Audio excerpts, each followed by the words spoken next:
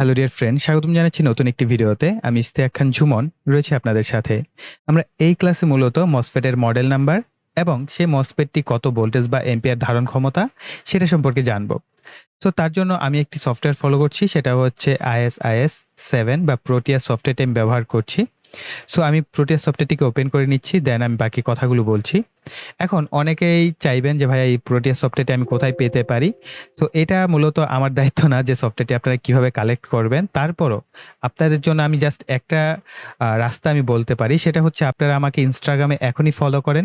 ইনস্টাগ্রামে ফলো করার পরে আপনারা দেখতে পাবেন আমার যে প্রোফাইল আছে সেই প্রোফাইলে টিভি একটা অপশন থাকে। প্রত্যেকটা প্রোফাইল ইনস্টাগ্রামের টিভি একটা অপশন থাকে। তো সেখানে অর্থাৎ ভিডিও আইকন দেওয়া থাকবে, সেখানে আপনি যদি টাচ করেন আমার ইনস্টাগ্রাম আইডিতে একটা মাত্র ভিডিওই আছে। সেই ভিডিওটা আপনি ফলো করে সেই সাইট থেকে আপনি যদি গিয়ে সার্চ করেন প্রোটিয়াস, তাহলে কিন্তু আপনি প্রোটিয়াসের সকল সফটওয়্যারগুলো পেয়ে যাবেন। সেখান থেকে আপনি আপনার মন মতো একটা সফটওয়্যার ডাউনলোড করে ইনস্টল করে কিন্তু ফলো করতে পারেন, ঠিক আছে?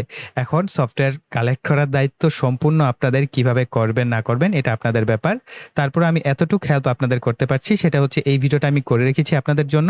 আপনারা জাস্ট আমার ইনস্টাগ্রামে কষ্ট করে ফলো করে ওই ভিডিওটা দেখলেই বুঝতে পারবেন যে কোথা থেকে আপনাকে কোন জিনিসটা ডাউনলোড করতে হবে। বাস এতটুকুই হচ্ছে কাজ, ঠিক আছে? সো সফটওয়্যার এবার আপনারা যেভাবে পারেন কালেকশন করেন। সো আমি এখন বলে দিচ্ছি যে আমরা মূলত এই ক্লাসে যে বিষয়টা সেটা হচ্ছে আমাদের মসফেটের মডেল নাম্বার। সো তার জন্য এখানে আমরা চলে যাব কম্পোনেন্ট মোডে। কম্পোনেন্ট মোডে সিলেক্ট করার পর এখানে পি একটা মোড আছে, আমরা এখানে সিলেক্ট করব। সো আমরা এখানে পিক ফ্রম লাইব্রেরি এখানে টাচ করব। করার পর আমরা একটু নিচে আসবো, এই যে বাম পাশে দেখতে পাচ্ছেন নামগুলো, এখান থেকে আমরা যদি নিচে আসি তাহলে আমরা এখানে ট্রানজিস্টর অপশন পাবো। এই তো ট্রানজিস্টর আমরা এখানে সিলেক্ট করব। করার পর এই নিচের অপশনে চলে আসবেন, সাব ক্যাটাগরি অপশন। এখানে দেখবেন মসফেট অপশন আছে। যদি আমরা এখানে মসফেটে সিলেক্ট করি তাহলে এখানে সমস্ত মসফেটগুলো আপনারা মডেল নাম্বারগুলো পেয়ে যাবেন। তবে এইখানটায় একটু ডিসক্রিপশনে চেক করবেন। যেমন এই প্রথমটা হচ্ছে ডিভাইস, এই ডিভাইসটা হচ্ছে মডেলের নাম্বার, যে নাম্বার আপনারা মার্কেটে পেয়ে থাকবেন, যেমন 2N6660, এটা হচ্ছে আপনার মসফেটের মডেল নাম্বার। আর লাইব্রেরি হচ্ছে ফ্যাট, এবং ডিসক্রিপশনে দেওয়া আছে 60 volt N channel enhancement type vertical MOSFET. Okay, so আপনি এখানে মসফেটের যে ক্যাটাগরিজ সেটা সম্পর্কেও জানতে পারছেন। এবং আপনি যদি এখানে সিলেক্ট করেন তাহলে আপনি এটার যে সিম্বলটা আছে সেই সিম্বলটা এখানে দেখতে পারবেন। এই কারণে আমি আপনাদের সাথে এই সফটওয়্যারটা সম্পর্কে বললাম যে আপনি যদি মসফেট সহ অন্যান্য বিভিন্ন ধরনের ইলেকট্রনিক্স যত ধরনের কম্পোনেন্ট আছে আপনারা এই লাইব্রেরিতে পেয়ে যাবেন। তবে মসফেটের জন্য এই জন্য বলছি কারণ আমি মসফেটে দেখলাম এত এত কালেকশন থাকতে, আমি যদি আপনাদের সাথে মাত্র 10টা বা 20টা মডেল নাম্বার শেয়ার করি তাহলে আপনারা একটা গণ্ডির ভিতরে থেকে যাবেন। তার চেয়ে বড় এখানে যে হিউজ কালেকশনটা আছে সেই কালেকশনটা আমি আপনাদের সাথে শেয়ার করলাম। এখন আপনি এখান থেকে এই কালেকশন থেকে কোন মডেল নাম্বারের আপনি সিলেক্ট করবেন। সাপোজ আপনার কাছে একটি 30 এম্পিয়ারের মোটর আছে, সেই মোটরকে অপারেট করার জন্য আপনি কত এম্পিয়ারের মসফেট ব্যবহার করবেন বা কত ভোল্টেজের মসফেট ব্যবহার করবেন, আমি এখান থেকে আপনাদের সাজেস্ট করব। যেমন এখানে অনেক মডেলের থাকলেও সচরাচর আপনারা দেখে থাকবেন IRF সিরিজের যে মসফেটগুলো আছে এইগুলো একটু বেশি ব্যবহার করা হয়ে থাকে। সো IRF সিরিজের মসফেটগুলো ব্যবহার করার চেষ্টা করবেন, এদিক থেকে আমাদের অনেকটাই ভালো হয়। যেমন IRF 1010E যে মসফেটটা আছে এটা 60 ভোল্ট নিতে পারবে এবং 81 এম্পিয়ার, বুঝতে পারেন কত বেশি এম্পিয়ার, 81 এম্পিয়ার নিতে পারবে। তবে এখানে এই বিষয়টা আপনাকে অবশ্যই খেয়াল রাখতে হবে, 25 ডিগ্রি সেলসিয়াস, ঠিক আছে? যখন এই 25 ডিগ্রি সেলসিয়াসটা বাড়তে থাকবে, টেম্পারেচার বাড়তে থাকবে, তখন কি আমাদের এই মসফেটের ধারণ ক্ষমতা কমতে থাকবে। সো এই বিষয়গুলো অবশ্যই আপনাদের মাথায় রাখতে হবে। আপনি যখন কোনো একটা ইলেকট্রনিক সার্কিট ডিজাইন করবেন সেই সময় এই বিষয়গুলো মাথায় রাখবেন, ঠিক আছে? এখন 25 ডিগ্রি সেলসিয়াস তো সচরাচর হয়ে থাকে না, রুম টেম্পারেচারে 27 ডিগ্রি সেলসিয়াস হয়ে থাকে। বা নর্মালি যদি আপনি ইন্ডাস্ট্রিতে ব্যবহার করেন তাহলে দেখবেন যে প্রায় 28 বা 29 ডিগ্রি সেলসিয়াসের কাছাকাছি চলে যায়, অনেক হট টেম্পারেচার থাকে, তাই না? সো এই সমস্ত বিষয় যখন আপনি মাথায় রাখবেন তখন চেষ্টা করবেন যে এই যে আপনি মসফেটটা ব্যবহার করছেন তার থেকে 20% বা 30% কম। সাপোজ আপনি যদি এখানে 60 ভোল্টের জন্য মসফেটটা ব্যবহার করে থাকেন এবং 81 এম্পিয়ারের জন্য ব্যবহার করে থাকেন, তখন এখানে খেয়াল করবেন আপনি এখানে যেন 48 ভোল্টের মতো হয়ে থাকে। এবং এখানে যে এম্পিয়ারটা ব্যবহার করবেন সেই এম্পিয়ারটা যেন আপনার 81 এম্পিয়ারের নিচে হয়ে থাকে। সাপোজ 60 এম্পিয়ার হতে পারে, সাপোজ 50 এম্পিয়ার হতে পারে বা 40 এম্পিয়ার হতে পারে। যত কম রেটিং এর লোডের জন্য আপনি ব্যবহার করবেন তত বেশি আপনার মসফেটটা কি স্থায়ী হবে। এবং মসফেট যে শুধুমাত্র মোটর কন্ট্রোলিং এর জন্য ব্যবহার করা হয় তা কিন্তু না। আপনার বিভিন্ন ধরনের ইনভার্টার সার্কিটে দেখতে পাবেন, অর্থাৎ আইপিএস যারা তৈরি করেন তারা মসফেটের সাথে অনেকটাই পরিচিত। তো সেই সমস্ত ক্ষেত্রে কিন্তু মসফেট গুলো ব্যবহার করে থাকে, ঠিক আছে। এবং সেই ক্ষেত্রেও কিন্তু এম্পিয়ারটাই ফ্যাক্ট করে, যে আপনার এই যে ভোল্ট এবং এম্পিয়ার এই দুইটা জিনিসটি ফ্যাক্ট। এবং পাশাপাশি আপনারা দেখতে পাচ্ছেন 170 ওয়াট, এটা ম্যাক্সিমাম ধারণ ক্ষমতা কত, 170 ওয়াট। সো আপনাকে এটাও খেয়াল রাখতে হবে, আপনি যে লোডটি ব্যবহার করছেন এর আড়াআড়িতে, সেই লোডটি যাকে আপনি বায়াস করছেন এর সাথে, সেই লোডের যেন অবশ্যই 170 ওয়াটের নিচে হয়ে থাকে।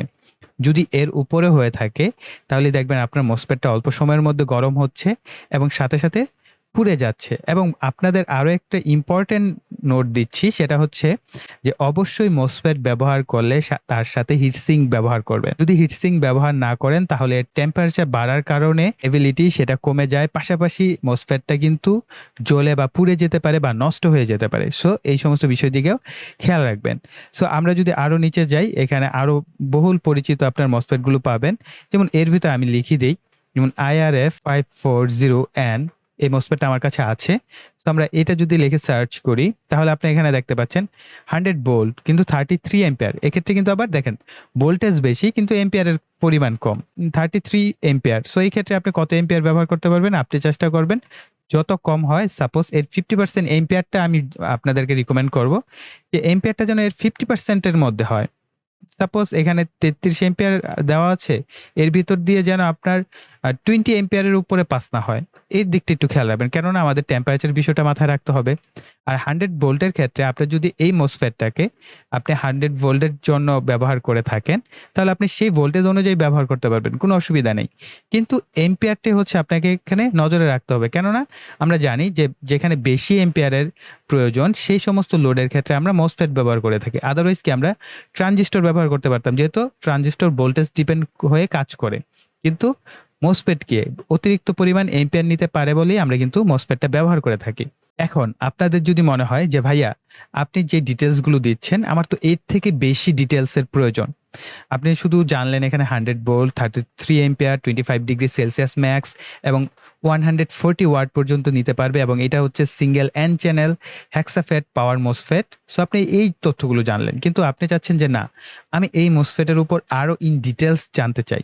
তখন আপনি কি করবেন, তখন আপনি জাস্ট ইজিলি যে কোনো একটি ব্রাউজার ওপেন করবেন, মোবাইল হোক আর কম্পিউটার হোক, এখানে এসে সার্চ করবেন IRF 540N, লিখে পিছনে লিখবেন ডেটা শিট, লিখে ইন্টার করে দিবেন। এবং এখানে লেখার পর আপনার বিভিন্ন ধরনের ডেটা শিটগুলো পাবেন। সো আমি দেখেন অলরেডি এটা ডাউনলোড করেছিলাম, আমি জাস্ট নতুন একটা ট্যাবে অন করে নিচ্ছি। এবং এখানে আসলে এই যে দেখেন IRF 540N, এবং এটা কিন্তু দেখেন বিভিন্ন ব্র্যান্ড আছে, কোন ব্র্যান্ডেরটা আপনি ব্যবহার করছেন সেই ব্র্যান্ড অনুযায়ী কিন্তু আপনি এখান থেকে ডাউনলোড করতে পারেন। সো আমি এই প্রথমটা নিচ্ছি, এখানে যদি সিলেক্ট করি সো আপনারা এখান থেকে পিডিএফ গুলো পাবেন, ঠিক আছে। সো এখানে ডাউনলোড অপশন আছে, আমি জাস্ট ক্লিক করলাম, এখানে লোডিং হচ্ছে। সো এই যে দেখেন, এই যে আমার সামনে ডেটা শিটটা চলে আসলো। এই ডেটা শিটে কিন্তু আমি এই যে 33 এম্পিয়ার, 100 ভোল্ট এবং কত ওহম এবং কি চ্যানেল মসফেট, আমরা এই তথ্যগুলো জানতে পারছি। পাশাপাশি এই মসফেটের 1 নাম্বার পিন হচ্ছে gate, 2 number drain, 3 number source. এই তথ্যগুলো কিন্তু আমরা ডেটা শিট থেকে জানতে পারবো।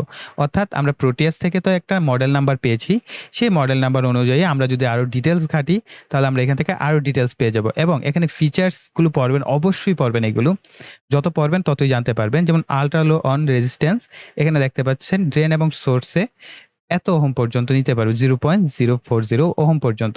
এবং গেট এবং সোর্স ভোল্টেজ কত হবে, 10 ভোল্ট। বুঝতে পারছেন, গেট এবং সোর্সের ভোল্টেজ কত হতে পারবে, 10 ভোল্ট পর্যন্ত। এবং এখানে নিচে আসলে আপনার আরো ডিটেলস পাবেন, এগুলো জাস্ট একটু মনোযোগ সহকারে পড়ে নেবেন।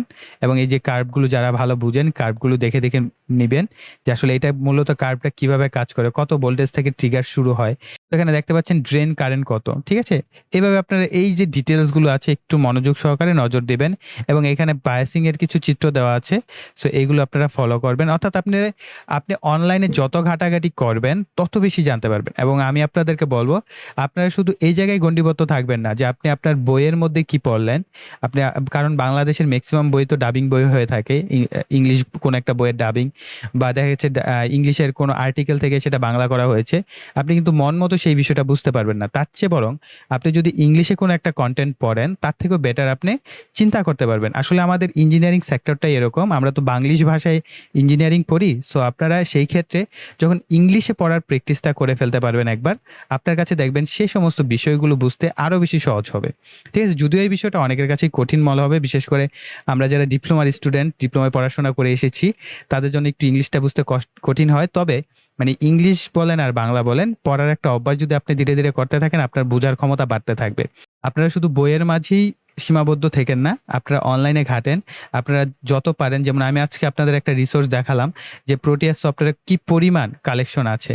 সেই কালেকশনগুলো থেকে আপনি যদি ঘেটে নেন যে আসলে কোন মসফেটটা আপনার কাজের জন্য প্রয়োজন, ঠিক আছে, আপনি সেটা নিয়ে যদি একটু অনলাইনে ভালো ঘাটাঘাটি করেন, রিসোর্স নেন, তাহলে কিন্তু আপনি এটার উপর মাস্টার হতে পারবেন। আমার থেকেও বেটার আপনি জানতে পারবেন যে আসলে মোসফেট কোন মোসফেটটা ভালো কাজ করছে। আপনি এই মোসফেটগুলো যেগুলো আছে, আপনি একটা মোসফেট সিলেক্ট করার পর আপনি মার্কেটে খুঁজে দেখলেন যে সেই মোসফেটটা মার্কেটে অ্যাভেলেবেল আছে কিনা। দেন থাকার পর আপনি সেই মোসফেটটা ব্যবহার করে দেখলেন যে আসলে এটা প্র্যাকটিক্যালি এভাবে কাজ করে কিনা, বা কত ভোল্টেজ পর্যন্ত নেয়, কত এম্পিয়ার পর্যন্ত নেয়। এই সমস্ত বিষয় অবশ্যই প্র্যাকটিস করবেন। তবে আপনাদেরকে রিকমেন্ড করব সেফটি ফার্স্ট। যারা কিনা ইঞ্জিনিয়ারিং রিলেটেড আপনারা পড়াশোনা করছেন, জানেন, বুঝেন, তারা এই সমস্ত বিষয় নিয়ে ঘাটাঘাটি করবেন। যদিও ইলেকট্রনিক্স সেক্টর, তারপরও সেফটি ফার্স্ট। তো গাইস, আমাদের এই ভিডিও এই পর্যন্তই রাখছি, এবং পরবর্তী ভিডিও আরো ইন্টারেস্টিং কোন একটা টপিকস নিয়ে আমি হাজির হব, এবং এরকমই বকবক করবো। আশা করি বকবক করলেও আপনারা নতুন কিছু শিখতে পারবেন। অনেকের জন্যই এই বিষয়গুলো জানা প্রয়োজন, বিশেষ করে যারা নতুন আছেন তাদের জন্য। সো আসলে নতুনদের জন্য এই চ্যানেলটা। সো আশা করি সকলেরই উপকার হবে, এবং আপনারা প্লিজ আমাকে একটু সাপোর্ট করবেন, ভিডিওতে লাইক দিবেন, কমেন্ট করবেন, এবং ভিডিওগুলো আপনাদের ফেসবুক হোক, ইনস্টাগ্রাম হোক, যেখানে খুশি সেখানে শেয়ার করতে পারেন। তাহলে তো আমার ভিডিওগুলো মানুষ দেখবে আর আমার উৎসাহ বাড়বে। তো আর যারা এখনো চ্যানেলটি সাবস্ক্রাইব করেনি, চ্যানেলটিকে সাবস্ক্রাইব করে পাশে বেল আইকনটি অ্যাক্টিভ করে দেবেন পরবর্তী ভিডিওর নোটিফিকেশন পাওয়ার জন্য। সো এই বলে এখানে বিদায় নিব। সকলে ভালো থাকবেন, সুস্থ থাকবেন, টাটা।